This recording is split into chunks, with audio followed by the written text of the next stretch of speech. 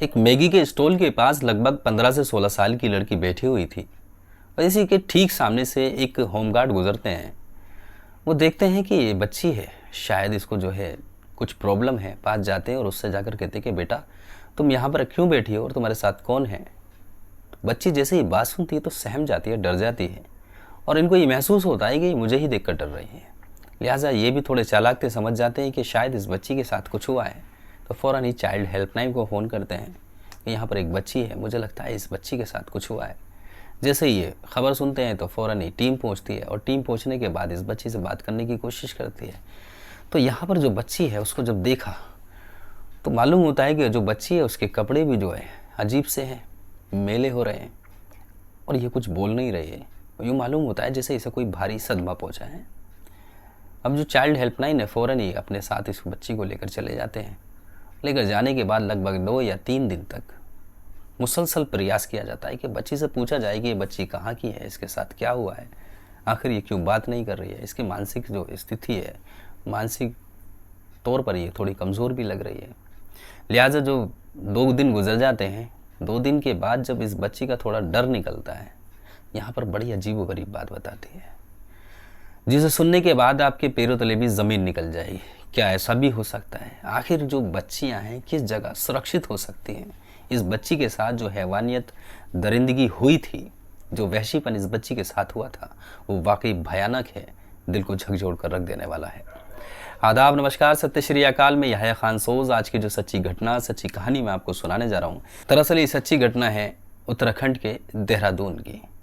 दरअसल एक बच्ची जिसकी उम्र लगभग 15 या 16 साल है, दिल्ली के कश्मीरी गेट पर खड़ी हुई थी और इसी कश्मीरी गेट पर खड़ी हुई बस का इंतज़ार करती है। एक बस करीब आती है और जो ड्राइवर है उससे कहती है कि सर मैं पंजाब जाना चाहती हूँ। तो यहाँ पर जो ड्राइवर है इसको देखते ही कहता है कि तुम एक काम करो, तुम बस में बैठ जाओ, लिहाजा हम तुम्हें जो है देहरादून लेकर जाएंगे और देहरादून के बाद वहाँ से तुम्हें आसानी से बस मिल जाएगी जिससे तुम पंजाब चली जाओगी। ये तमाम बातें बच्ची सुनती है, बस के अंदर बैठ जाती है। सफ़र शुरू होता है और अभी जो टाइम था लगभग 11 बजे का टाइम था। धीरे धीरे वक्त गुजरता है, अंधेरे में बदलता चला जाता है। जब और रात हो जाती है, लगभग 1 बजे जब ये बस जाकर देहरादून के ISBT पर रुकती है तो धीरे धीरे तमाम जो बस की सवारी थी वो उतर जाती हैं, लेकिन बच्ची अभी भी बैठी हुई थी। उसको शायद ये लग रहा था कि जो देहरादून है अक्सर सेफ़ जगह है और यहाँ पर कोई जो क्राइम इस तरीके का होता भी नहीं है, बस में बैठी रहती है। लेकिन जैसे ही ड्राइवर पीछे देखता है और जो कंडक्टर देखता है, अब यहाँ पर जो है नियत के अंदर वहशीपन आ जाता है। इसको देखना था कि दोनों इसके करीब जाते हैं और करीब जाने के बाद इसको दबोच लेते हैं। दबोचने के बाद एक तो देखता है कि ये आ तो नहीं रहा है, दूसरा रेप करता है। इस बच्ची के साथ हैवानियत दरिंदगी की जाती है, वहशीपन किया जाता है। मुसलसल जब हैवानियत कर कर ये नहीं मरता है तो फिर जो कंडक्टर है वो भी इसके साथ हैवानियत करता है। अब यहाँ से सीधा हैवानियत करने के बाद ये दोनों इस बस से उतरते हैं और पड़ोस में ही, क्योंकि ये पार्किंग टाइप का सा था, यहाँ पर बसें खड़ी होती थी, यहाँ पर एक और शख्स था ड्राइवर, उसको बता देता है कि एक बच्ची है जो कि बस के अंदर है, उसके साथ जो है हमने ये सब किया है।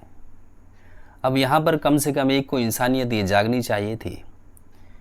कहते हैं कि जो शराबी है वो शराबी से दोस्ती करेगा और जो वहशी है वो वहशी से ही दोस्ती करेगा, यानी जिसका जैसा मिजाज है वो ऐसे से ही दोस्ती करेगा। लेकिन कहीं ना कहीं इंसानियत इंसान के दिल के अंदर बाकी होनी चाहिए थी, लेकिन ये जो इंसानी शक्ल में वहशी थे, दरिंदे थे। जैसे इसको ये बात पता चलती है तो वो भी सीधा इस बच्ची के पास पहुँचता है। ये भी अपना इससे मुँह काला करता है, हैवानियत करता है, दरिंदगी करता है। इसी के बीच एक शख्स और जो कि क्लीनर था, उसको भी बात पता चलती है तो वो भी जाकर इसके साथ हैवानियत करता है। अभी तक 4 लोगों ने इसके साथ गैंग रेप किया और इनमें से एक को भी इंसान नहीं कहा जा सकता। अगर कहा जाए कि इंसानी शक्ल में जानवर, इंसानी शक्ल में हैवान, इंसानी शक्ल में दरिंदे, इंसानी शक्ल में वहशी, तो कुछ गलत नहीं होगा। अब यहाँ से ये दोनों जो कंडक्टर हैं और ड्राइवर हैं सीधे पहुँचते हैं उस खिड़की पर जहाँ पर पैसा जमा किया जाता है। ये जो बस थी दरअसल ये सरकारी रोडवेज बस थी। सीधा ये उस काउंटर पे पहुँचते हैं और काउंटर पे पहुँचने के बाद कहते हैं जो पैसा वगैरह देना होता है वो दे देते हैं। अब वहाँ पर भी इस बात को कहते हैं कि एक बच्ची है उसके साथ हमने ऐसा किया है, अब ये सुनना था, तो उसकी भी नीयत बदल जाती है। सीधा वहाँ से उठकर इस बच्ची के पास जाता है, उसके साथ हैवानियत करता है, दरिंदगी करता है। इनमें से 5 लोग हैं, इन 5 लोगों में से एक को भी इंसान कहेंगे तो इंसानियत शर्मसार हो जाएगी। अब ये मिलकर इसके साथ हैवानियत करते हैं और हैवानियत करने के बाद अपने अपने कामों पर लग जाते हैं। शर्मसार कर देने वाली बात यह है कि इनमें से जो 5 लोग हैं, जो सबसे कम उम्र का जिसमें से व्यक्ति था, उसकी जो उम्र थी लगभग 32 साल, और जो सबसे ज़्यादा उम्र का था उसकी उम्र लगभग 57 साल। यूँ कहा जा सकता है कि एक तरीके से कब्र के अंदर पैर लटके हुए थे और शायद इस बात को भूल चुका था कि आखिरत में जो ईश्वर है उसको भी शक्ल दिखानी है। तमाम चीज़ें भूल जाते हैं। इस बच्ची को वहशी दरिंदों की तरह इसको नोचना शुरू करते हैं।